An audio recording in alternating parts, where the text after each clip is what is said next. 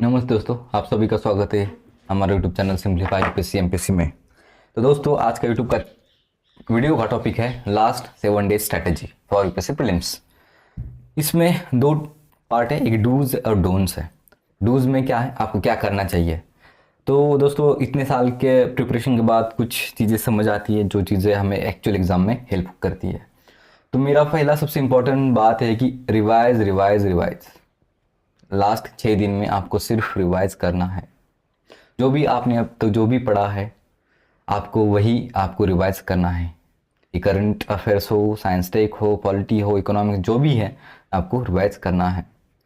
Second, आपको इस हफ्ते में इनफ रेस्ट लेना है। जैसे कि अगर आप 15-15, 16-16 घंटे अब तक पढ़ाई करते थे, तब आपको ये टाइम कम करना है। आपको रेस्ट खुद को ज़्यादा देना है, आपको रिकवर ज़्यादा होना है, आपकी मेंटल स्टेबिलिटी को आपको बिल्डअप करना है। ठीक है।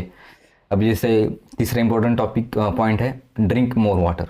समर सीजन चल रहा है, बहुत ज़्यादा डिहाइड्रेट बॉडी हो सकती है। तो उस डिसएडवांटेज, उस सिचुएशन को हैंडल करने के लिए आपको पानी ज़्यादा से ज़्यादा पीना चाहिए। ये मेरे आपको सजेशन रहेगा। नेक्स्ट सजेशन मेरा ये रहेगा कि आपने जो भी अभी किसी भी क्लास के हो, किसी भी कोचिंग के जो भी प्रीलिम्स के पेपर सॉल्व किए हो, तो उसके आपको मॉडल आंसर्स को आपको गो थ्रू करना है। जस्ट गो थ्रू करना है। जो भी आपके क्वेश्चन गलत हुए होंगे, उसके आंसर्स को आपको गो थ्रू करना है। It may be current affair, इसमें it may be the polity, in any topic और एनी सब्जेक्ट। जो आपके गलत हो गए होंगे, जिसको आपने हाईलाइट किया है, तो आपको जस्ट क्विकली उसको गो थ्रू करना है। नेक्स्ट इंपॉर्टेंट है, आपको खुद पे भरोसा रखना है। Believe yourself. तो आपको खुद को बताना पड़ेगा अभी कि भाई, मैंने ये इसमें प्रीलिम्स के लिए इतने महीने की मेहनत की है, मैंने ये सारा कुछ पढ़ा है, मेरी दिशा सही है और मैंने सही दिशा में मेहनत की है, तो मुझे फल मिलेगा। ये आपको खुद को बताना पड़ेगा। आपको खुद पे ऊपर भरोसा रखना पड़ेगा। आपको पॉजिटिव ऑप्टिमिस्ट रहना पड़ेगा। आप पता है बीच बीच में आपको निगेटिव थॉट्स आएंगे, बीच बीच में आपको सेल्फ डाउट होगा, लेकिन it's okay. Most of the time आपको ये खुद को बताना पड़ेगा। नेक्स्ट इंपॉर्टेंट चीज़ मैं आपको करने के लिए बताना जा रहा हूँ, वो है विजुअलाइजेशन। तो विजुअलाइजेशन में क्या होता है कि आप एक रूम में बैठते हैं, मतलब जहाँ पर आप पढ़ाई करते हो जो भी, तो एक बैठ 5 मिनट के लिए आप बैठ कर मेंटली विजुअलाइज करते हैं चीज़ें। ठीक है। कि आप उस एग्ज़ाम सेंटर में गए हैं जहाँ पे आपका नंबर आया है, आप उस हॉल में गए, आपने अपने सीट पे बैठे हैं, आप कंफर्टेबल हो, कॉन्फिडेंट हो, काम हो, आपको पेपर दे दिए गए हैं, आपने आंसर शीट्स में उसको राउंड करना स्टार्ट कर दिया है। फिर आपको बहुत अच्छा फील हो रहा है, आपको मोमेंटम बन रहा है, क्वेश्चंस इजी है, आपने 10 क्वेश्चन सॉल्व किए, 20 क्वेश्चन सॉल्व किए, 50 क्वेश्चन सॉल्व किए। अब आप सेकंड राउंड के लिए जा रहे हैं। जो आपने छोड़े थे 8-10 क्वेश्चन, उसको आप देख रहे हैं। फिर आपने चेक किया कि आपने नंबर सही से डाला है कि नहीं डाला, आपने साइन किया है नहीं किया, सारी चीज़ें आप देख रहे हैं। ठीक है। और विद इन टाइम आपने अपना पेपर कंप्लीट किया है, आपने एग्जामिनर को पेपर दे दिया है, आंसर शीट दे दी, आप और बाहर आ गए।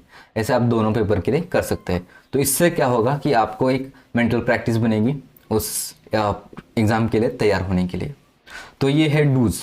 तो डोंट क्या है, अब अभी इस 6 दिन में कोई भी मॉक टेस्ट पेपर, नया मॉक टेस्ट पेपर सॉल्व मत कीजिए।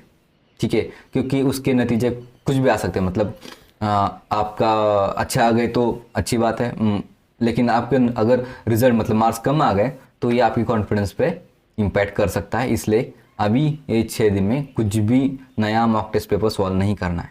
ठीक है। सेकंड एडवाइस कि आपको अभी नया कुछ नहीं पढ़ना है। आपको जो भी पढ़ा है आपने, आपको उसको रिवाइज करना है, उसको कंसोलिडेट करना है। तीसरा, आपने अभी आपको खुद के लिए hard targets, tough targets reading के लिए रखना नहीं है।